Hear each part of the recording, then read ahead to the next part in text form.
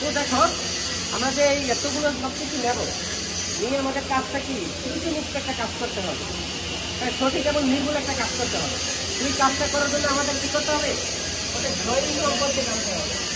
ওকে, আমাদের কি ড্রয়িং সম্পর্কে জানতে হবে। ড্রয়িং মূলত দুই ধরনের, একটা হচ্ছে অর্থোগ্রাফিক ড্রয়িং আর একটা হচ্ছে আইসোমেট্রিক ড্রয়িং। ওকে, তো আমরা পাইপিং কাজের জন্য আমাদের আইসোমেট্রিক ড্রয়িংটা খুবই গুরুত্বপূর্ণ। ওকে, আমরা যে এতগুলো নিলাম, যেমন সেফটি নিলাম, টুলস নিলাম, ফিটিংস নিলাম, তারপর যে ইনস্ট্রুমেন্ট নিলাম, এগুলো তো আমাদের কীভাবে লাগাতে হবে, এটার জন্য একটা নির্দিষ্ট ড্রয়িং লাগবে, তাই না? আমাদের মন মতো তো আমরা লাগাতে পারবো না।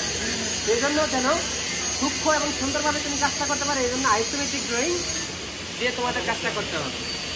ওকে, তো আমরা এখানে যত কিছু দেখলাম এগুলো হচ্ছে আমাদের জন্য প্রাথমিক একটা ধারণা। ওকে, আমরা যখন প্রত্যেকটা টুলস ব্যবহার করবো, প্রত্যেকটা টুলসের ব্যবহার শিখবো, তখন আরো ভালোভাবে আমরা কি করতে পারবো, মাথায় নিতে পারবো। তো এখন আমরা যেগুলো দেখাইলাম, যেমন সেফটি দেখাইলাম, টুলস দেখাইলাম, তারপর ফিটিংস দেখাইলাম, ইনস্ট্রুমেন্ট দেখাইলাম, আবার ড্রয়িংটাও আমরা দেখাইলাম।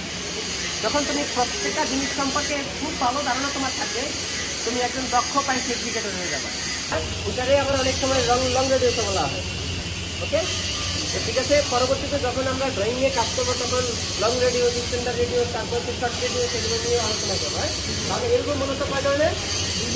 দুই ধরনের। হ্যাঁ, একটা হচ্ছে 90 ডিগ্রি আর একটা 45 ডিগ্রি। ওকে, তারপর দেখো এটা হচ্ছে একটা কেক, এটা ক্লিন কেক বলে। এটাও একটা কি পাইপিং ফিটিং। ওকে, ঠিক আছে। তো দেখো এখানে কি পাইলাম, পাইলাম, দেখো এটা হচ্ছে একটা রেডিউসার। রেডিউসার হচ্ছে দুই ধরনের, একটা হচ্ছে কনসেন্ট্রিক রেডিউসার আর একটা হচ্ছে ইনসেন্ট্রিক রেডিউসার। ওকে, এটাকে বলা হয় কি কনসেন্ট্রিক রেডিউসার। ওকে, এটাও কি, এটা একটা পাইপিং ফিটিং। ওকে, ঠিক আছে। তারপরে দেখো এখানে আমাদের কিছু প্লান্ট রাখা আছে, প্লান্টগুলো কি দেখো এখানে তিন ধরনের প্লান্ট রাখা আছে। প্লান্ট আরো অনেক ধরনের আছে, যখন তোমরা কাজ করতে যাবে তখন তোমরা চেষ্টা করে বেশি পাবে। আমাদের যে এইখানে যে প্লান্টগুলো রাখা আছে, এটাকে বলা হয় well mix plant. Well mix plant. Okay, এটা একটা কি পাইপিং। তারপরে দেখো এখানে রাখা আছে, এটাকে বলা হয় ব্লাইন্ড প্লান্ট। দেখো এটা কি বন্ধ, এটাকে বলা হয় কি ব্লাইন্ড প্লান্ট। তারপরে দেখো এই যে এটাকে বলা হয় প্লেট প্লান্ট। এটার আরো কিছু নাম আছে, এটাকে সিলিকন প্লান্ট বলে। এক এক জায়গায় এক এক ধরনের নাম বলে, তো তোমাদের যেটা ভালো লাগে তোমরা সেটাই বলবো। ওকে, আর সিলিকন প্লান্ট বলবা, না হয় কি প্লেট প্লান্ট বলবা। ওকে, ঠিক আছে। তো এখানে যেগুলো দেখতে, এগুলো হচ্ছে আমাদের কি পাইপিং ফিটিং। তো আমরা পাইপিং সেফটি নিয়ে আলোচনা করলাম, পাইপিং টুলস নিয়ে আলোচনা করলাম, আর এগুলো কি আমাদের পাইপিং ফিটিং। আমরা প্রত্যেকটার নাম তো তোমাদের বলছি না। তো দেখো এইখানে আমাদের কিছু ইনস্ট্রুমেন্ট দেখা আছে, এগুলোকে বলা হয় পাইপিং ইনস্ট্রুমেন্ট। ওকে, এগুলোকে বলা হয় পাইপিং ইনস্ট্রুমেন্ট। ওকে, ইনস্ট্রুমেন্ট দুই ধরনের হয়, একটা হচ্ছে ম্যানুয়াল ইনস্ট্রুমেন্ট আর একটা হচ্ছে কি অটোমেশন ইনস্ট্রুমেন্ট। ম্যানুয়াল ইনস্ট্রুমেন্ট কি, যেটা আমরা হাতে খুলে কাজ করবো, অর্থাৎ আমরা ফিজিক্যালি যাই ঘুরে ঘুরে কাজ করবো। আর অটোমেশন সেটা কি ইলেকট্রিক কোনো ডিভাইসের মাধ্যমে, ইলেকট্রিক কোনো সিগন্যালের মাধ্যমে অটো খুলে যাবে। ওকে, এটাকে বলা হয় কি অটোমেশন ইনস্ট্রুমেন্ট। ওকে, আর এগুলো বলা হয় কি ম্যানুয়াল ইনস্ট্রুমেন্ট। দেখো এটা কিন্তু আমার হাতে করতে হবে, এখানে কিন্তু অটোমেটিক কোনো কিছু নাই। তো ইনস্ট্রুমেন্ট বিভিন্ন ধরনের।